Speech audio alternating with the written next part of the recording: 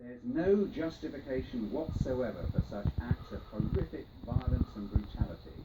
That's the message from the Muslim community in Birmingham in the wake of the Brussels terrorist attacks. At least 31 people were killed and around 200 injured at the city's airport and a tube station.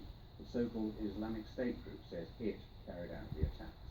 Well, today, prayers and condolences were offered at Birmingham Central Mosque to the families affected. Kevin Reid reports. It's the latest attack to stun the world, and another case of innocents killed by an organisation claiming to represent Islam. The wider effects are still filtering through, and today Birmingham Central Mosque was clear in its condemnation. Think of their family, think of their young children.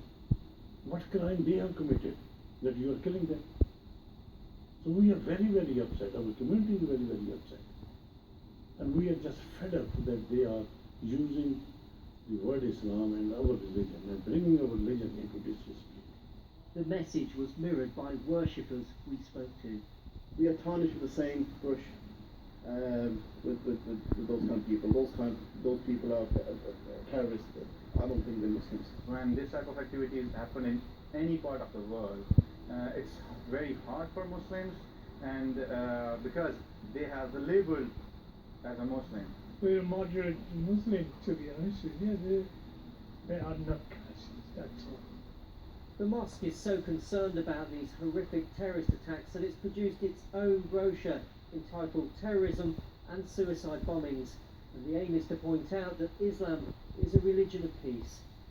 It is also aimed at the young people among the Muslims because it just describes about the true teaching of Islam, which shows how peaceful Islam is, and we don't permit people to have this terrorism or these sort of activities or killing other people.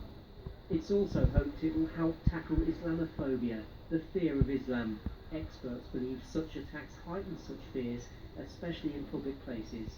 The person who's wearing the niqab or the headscarf or has a beard or maybe wearing more traditional Islamic clothing, actually they're very much still a part of actually sort of Birmingham society. And when you look at what goes on in Brussels or elsewhere, or in Paris for example, those who want to try and divide us or commit these atrocities will actually kill anybody around them, whether they're Muslim or not. So while worshippers pray for peace this evening, the wider search for answers and for those behind the atrocities continues. Kevin Reid, BBC Midlands Today, Birmingham.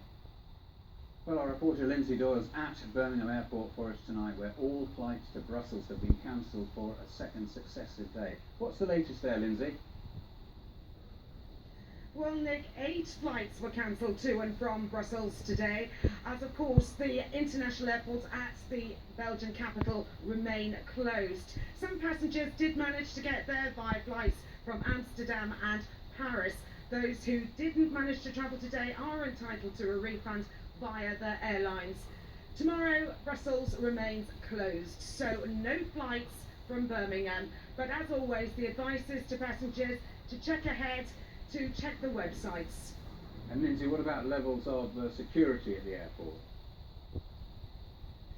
Well, of course, international airports have been on heightened security for quite some time now, but there certainly seems to be a more visible police presence here today. In fact, a few moments ago, 2 armed officers just passed by me.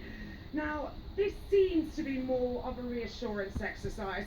120,000 passengers are expected through the airport over the next 4 days over the Easter break, so it's important they are made to feel safe. But passengers are being advised to be extra vigilant, to be extra alert. Lindsay, thank you.